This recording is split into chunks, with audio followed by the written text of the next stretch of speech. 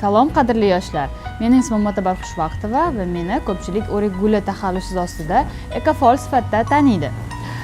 Hozir o'tirgan joyimiz bu kichik yashil bog'.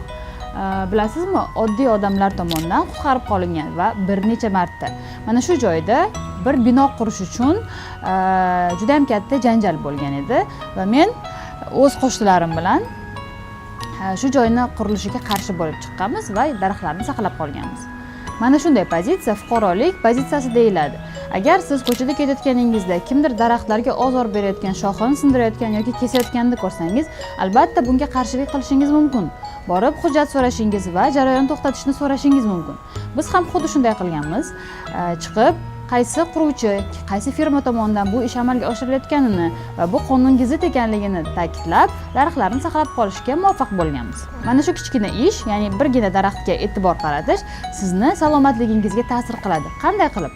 Har bitta katta daraxt 3 kishiga yetarli kislorod ishlab chiqaradi. Agarda siz bitta katta daraxtni kesilishidan saqlab qolgan bo'lsangiz, demak o'zingiz va ota-onangiz uchun kislorodni ta'minlagan bo'lasiz. Toza atrof muhit bu nafaqat chiqindidan xoli ko'chalar, shaharlar, balki sog'lom tuproq, toza suv, toza havo, hayvon va qushlarning ko'p bo'lishi va yashil daraxtlarning, yashillikning, o'simlik butalarining ko'p bo'lishi demakdir.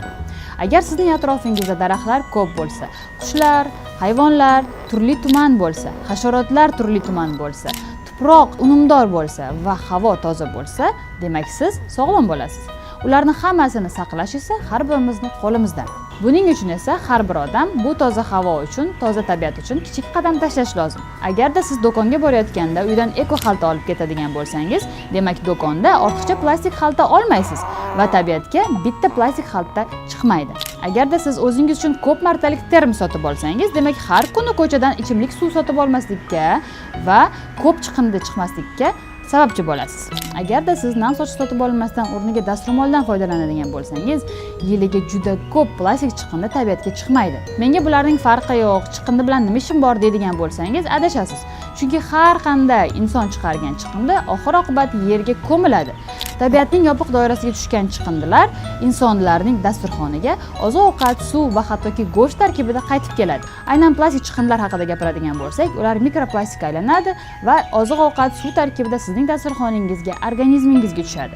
Tabiat uni yo'q qila olmaydi, faqatgina mikroplastik deb nomlanuvchi mayda bo'laklarga bo'lib yuboradi. Tabiatning bir bo'lagi sifatida bizning tanamiz ham mikroplastikni yo'q qila olmaydi va keyinchalik bu ma'lum bir kasalliklarga olib keladi. Shuning uchun har bir odam o'z chiqindisiga mas'uliyatni yelkasiga olishi, uni maxsus qutilarga olib borib tashlashi va ularni kamaytirishga harakat qilishi lozim. Aziz yoshlar, sizlarda savol tug'ilishi mumkin. Millionlab odamlar ko'chaga chiqindi tashlaganda, tinmasdan chiqindi chiqarganda yoki suvni isrof qilganda, daraxtlarni kesganda mening kichkina harakatim nimani o'zgartiradi? Ishonavering, o'zgartiradi. Agarda siz shunchaki eko xalta olib do'konga borsangiz, do'kondagi boshqa odamlar sizdagi eko xaltani ko'radi va siz allaqachon ular uchun namunaga aylanasiz. Agarda siz doim o'z termosingiz bilan yuradigan bo'lsangiz, atrofingizdagilar sizga qarab o'rganadi. Agarda siz nam sochiqlardan foydalanmasdan doim dastro'mol ishlatadigan bo'lsangiz va buni 2 dona do'stingizga o'rgatsangiz, uchalashib siz kamroq plastik chiqindi chiqarasiz.